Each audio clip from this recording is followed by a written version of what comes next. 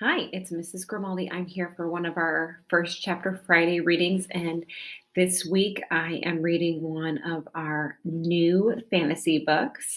We just got it in, so if you would like to read it, come to the library.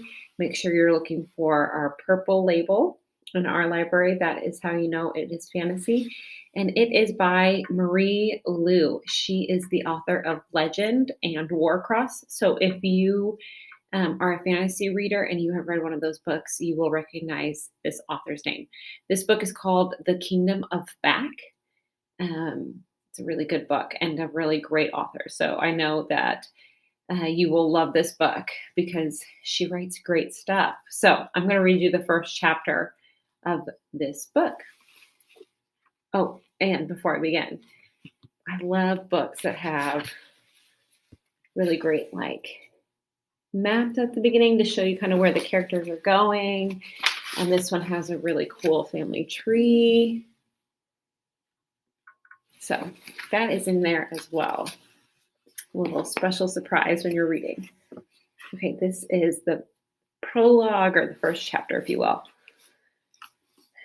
I am going to tell you a story you already know, but listen carefully, because within it is one you have never heard before.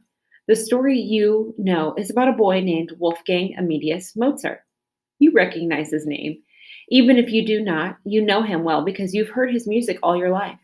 He was here and then gone, a brief, brilliant shard of life, a flash of stardust that ignited the sky. I knew his mind better than anyone else, understood its every winding path and quiet corner as deeply as my own. I remember everything about the way his tiny hand fit into mine, the sweep of his long lashes against his baby cheeks, the expression he would turn on me in the darkness of our shared bedchamber, his wide, fragile eyes glittering, always dreaming of some faraway place. I will tell you how the space in his small chest held so much joy and beauty that, if he wasn't careful, it might all spill out into the streets, drenching the world in too much light. He knew this, and so he held back, made rigid symmetry of the unimaginable so that the world could understand it, and for that his music became all the more sublime. The story you have never heard is about the sister who composed beside him. In a way, you know her too, for you have also heard her music all of your life. She is not the stardust, but the steady wick, the one who burns low and quiet. You do not see her by the way she lights up the sky, but by the way she steadies herself against the darkness alone at night, beside a window while the world sleeps around her. She writes when others do not see. By the morning, none would know that her flame had ever been there. Her music is the ghost in the air. You know it because it reminds you of something you cannot quite grasp. You wonder where you have heard it before. The story you already know is set in real land, full of real king and castles and courts. There are long carriage rides and summer concerts and a little boy in a royal coat.